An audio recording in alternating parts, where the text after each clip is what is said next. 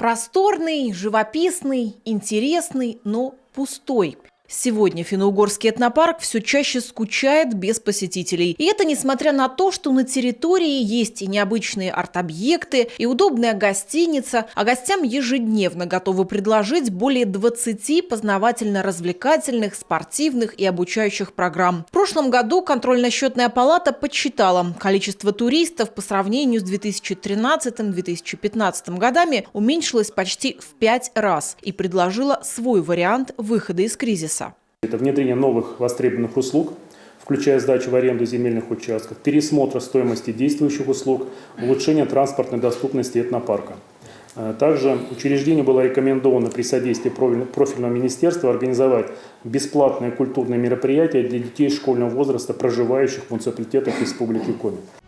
Впрочем, для оздоровления объекта нужны более кардинальные меры. Сейчас их прорабатывают в профильном министерстве. С лета туризм перешел под крыло Минэкономразвития региона. На совещании представляют и концепцию развития отрасли. Задачи и цели определены до 2028 года. Впрочем, времени на подумать уже нет. Именно сейчас, когда в стране развивается внутренний туризм, у Коми есть шанс рассказать о себе и привлечь путешественников в наш регион. Туристический объект – это не койко-места, это не номерной фонд. Никто никогда не поедет никуда ради кровати. Это тоже аксиома отраслевая. Нужно обязательно сценарий поведения людей, которые приезжают. И нужны смыслы, ради которых человек должен потратить свои деньги, поехать потратить свое время, потратить деньги, которые он зарабатывает. Он должен получить нечто большее. И поэтому тут идет управление смыслами и ценностями. Нужна ценность неизмеримо больше, чем цена, которая платится. Девственная природа, национальные традиции и обычаи, вкусные блюда и, пожалуй, самое главное – гостеприимные жители. Все это у Коми есть. Однако сегодня, когда за внимание путешественников борются сразу все регионы России, нужно нечто большее. Впечатление. А еще современная инфраструктура. В регионе гостиницы и пункты питания развиты только в нескольких городах. В остальных туристы чаще всего предоставлены сами себе. До недавнего времени в Коми не было и глэмпингов. Меж тем, такой способ размещения, который объединяет в себе комфорт гостиничного номера с возможностью отдыха на природе, на сегодняшний день становится все популярнее.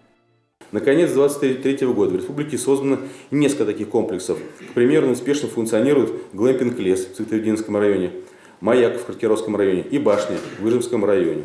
Хочу отметить, что в 2023 году министерством впервые была оказана поддержка на создание туристической инфраструктуры, а именно модульных некапитальных средств размещения для туристов. В конце 2023 года представлены субсидии двух предпринимателей, а именно это ООО «НЭП» и ООО «Керка», на реализацию проектов по созданию 10 модульных средств размещения на территории городского округа Сыктывкар Цветоевдинского района.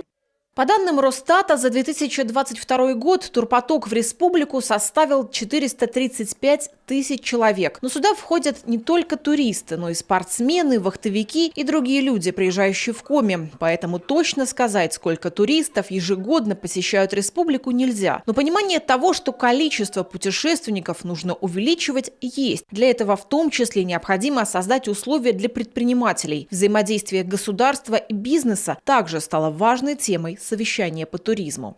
Ксения Лосева, Дмитрий Ведерников, телеканал Юркан.